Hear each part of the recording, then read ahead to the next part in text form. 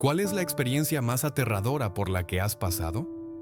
Cuando yo tenía alrededor de 10 años, mi mundo se vino abajo en una sola noche. Vivía con mi mamá en un pequeño departamento. Ella siempre había sido una persona complicada, inestable, pero era lo único que tenía, mi única familia. Aquella noche todo parecía normal. Yo estaba en la sala viendo televisión y esperando que saliera de su habitación para acompañarme, como solía hacer, pero en vez de escuchar su voz, lo que escuché fue un ruido seco, un golpe fuerte, y después, gritos. El novio de mi mamá, que estaba con ella en la habitación, comenzó a gritar como si algo terrible hubiera pasado. Corrí hacia la puerta, pero estaba cerrada con llave. Me quedé congelado, sin saber qué hacer. Instintivamente me escondí detrás del sofá. Unos segundos después, él salió corriendo de la habitación, hablando por teléfono completamente alterado. No dejaba de caminar por la casa, abriendo cajones, tirando cosas, como si buscara algo desesperadamente. Yo no entendía nada, solo le preguntaba qué estaba pasando, pero me ignoraba por completo. Fue entonces cuando vi que la puerta de la habitación estaba entreabierta. Corrí hacia ella, y ahí estaba mi mamá, tirada en el suelo con los ojos en blanco, pálida, inmóvil. En ese instante pensé que había muerto. Me quedé paralizado. No sabía si acercarme, si gritar. No sabía si estaba soñando o si eso realmente estaba pasando. A los pocos minutos llegaron los paramédicos. Recuerdo cómo me apartaron y me pusieron en el sofá mientras entraban con una camilla. La sacaron inconsciente y mientras la ambulancia se alejaba, yo solo lloraba, mirando por la ventana, sin entender por qué mi mundo se estaba desmoronando. Nadie me dijo nada. Nadie me explicó qué había pasado. Esa noche me fui a dormir a casa de unos vecinos, en completo silencio, con el corazón destruido. Pasaron días, y luego semanas, y nadie me decía absolutamente nada. Mi mamá no estaba, su novio no volvió a aparecer, y yo seguía en casa de los vecinos, preguntándome si eso que vi esa noche había sido real, si mi madre estaba viva o muerta. A esa edad uno no entiende del todo lo que pasa, pero sí siente, y yo sentía miedo, un miedo crudo, constante, de que nadie viniera a buscarme, de que ya no tuviera a nadie. Una tarde, semanas después, sonó el teléfono de la casa. Era ella, mi mamá. Estaba viva, pero su voz no sonaba como antes. No sé cómo explicarlo. Era como si algo en ella se hubiera roto, como si estuviera ahí, pero no completamente. Me dijo que estaba bien, que pronto volveríamos a casa, que todo iba a estar bien, pero yo ya no le creía. No fue hasta meses después que mi abuela, con esa brutal honestidad que solo tienen algunas personas mayores, me dijo la verdad. Mi mamá había tenido una sobredosis. Estuvo al borde de la muerte. Si el novio no hubiera llamado a emergencias a tiempo, ella habría muerto esa noche, justo ahí, frente a mis ojos. La palabra sobredosis me retumbó en la cabeza por semanas, y aunque ella se recuperó, aunque volvimos a vivir juntos más adelante, algo en mí ya no volvió a ser el mismo, porque ese fue el día en el que entendí que los adultos no siempre saben lo que hacen, que incluso las personas que más amas pueden poner su vida y la tuya en peligro. Pasaron los años, pero esa imagen no se me borró jamás.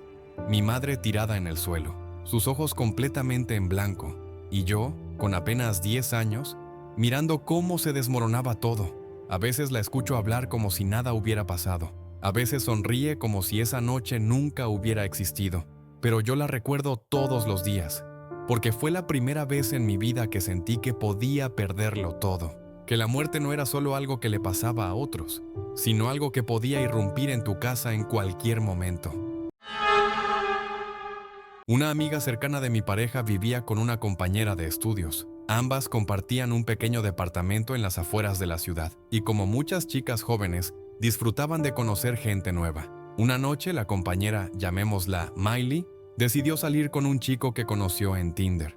Al principio todo parecía normal. El tipo se veía amable, educado, incluso algo tímido.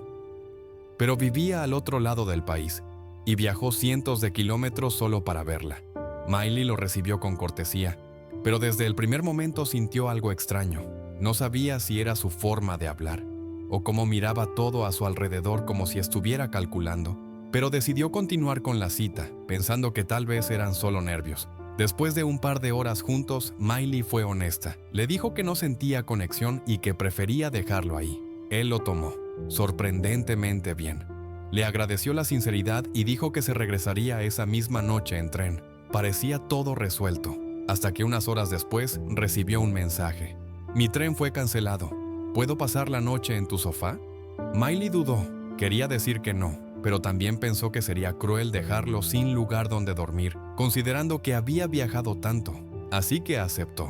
Ya en casa le ofreció el sofá y se encerró en su habitación. Cerró la puerta con llave, y no porque fuera paranoica, sino porque algo dentro de ella gritaba que algo no estaba bien. Pasaron un par de horas. Era de madrugada, y de pronto, el picaporte de su puerta comenzó a moverse. Primero con suavidad, luego con fuerza. Miley contuvo la respiración.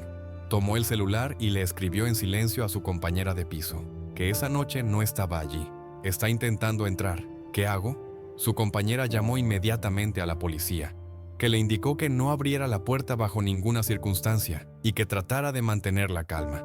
Miley, intentando no sonar alterada, le preguntó al tipo desde la habitación: ¿Qué estás haciendo? Solo quería pedirte una manta. Hace frío. Por favor, ábreme la puerta. Y justo cuando parecía que lo peor podía pasar, la policía irrumpió. El tipo fue reducido y esposado en el acto, pero antes de sacarlo, uno de los oficiales le dijo a Miley una frase que todavía recuerda en sus pesadillas: no entres a la sala de estar. Por el amor de Dios, no lo hagas. Pero claro, la curiosidad puede más. Cuando Miley salió, lo que vio la dejó sin aire. El suelo estaba cubierto por una gran lámina de plástico. En la mesa había cuchillos perfectamente alineados. Todo estaba dispuesto como si estuviera preparado para matar. Desde ese día, Miley no volvió a ser la misma. Ya no confía en nadie, necesita terapia, y todavía se despierta algunas noches con la sensación de que hay alguien del otro lado de la puerta, porque hay algo que aprendió muy tarde, y es que a veces la peor pesadilla es la persona que tú mismo dejaste entrar a tu casa.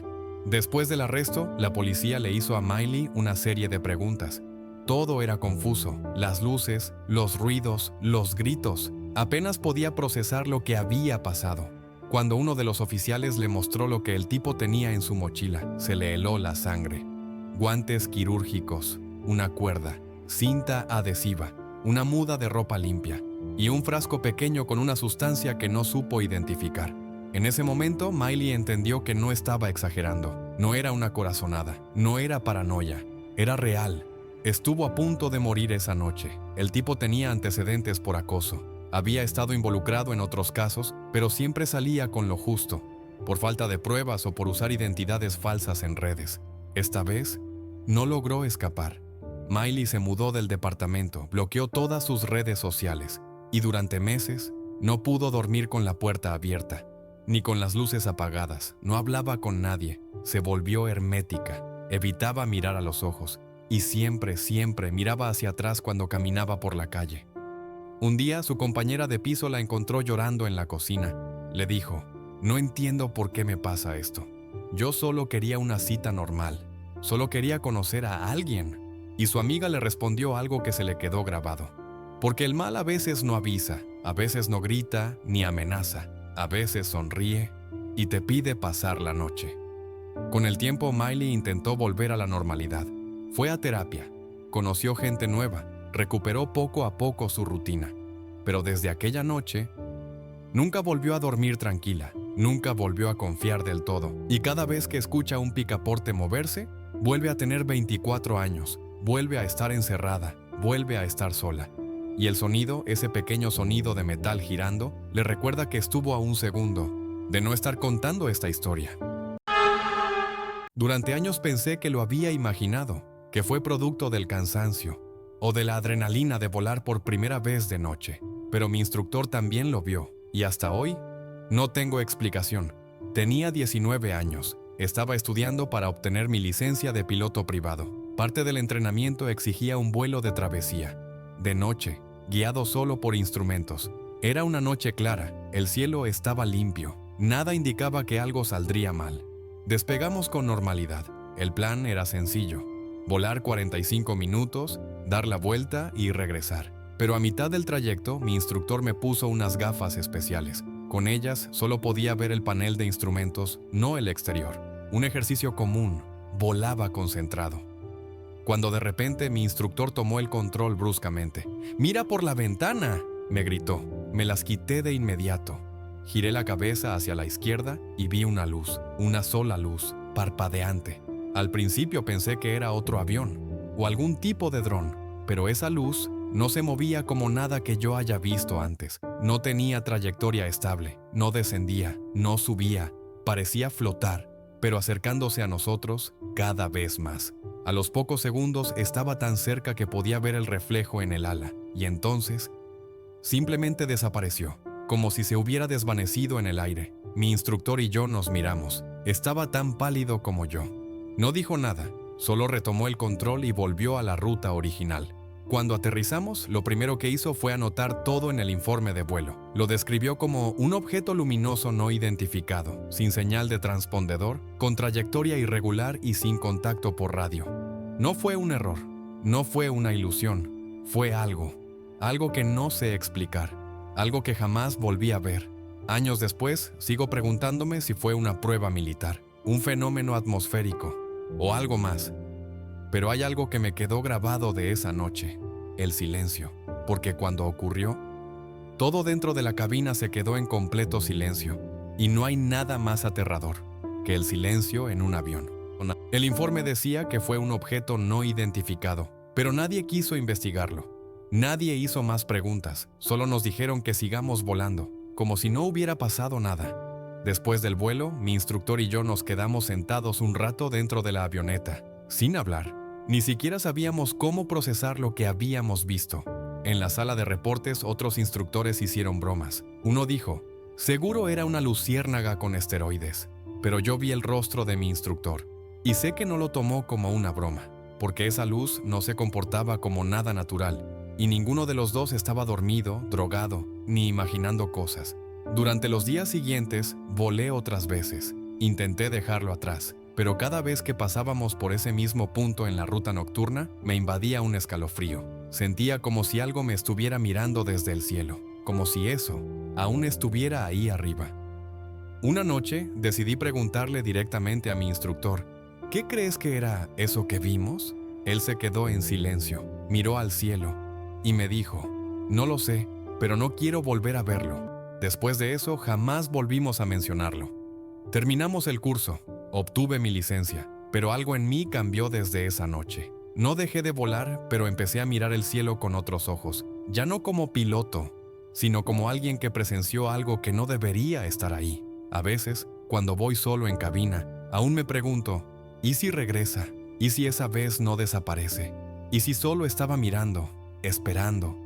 Tal vez lo más aterrador no fue verlo, sino no tener ninguna explicación.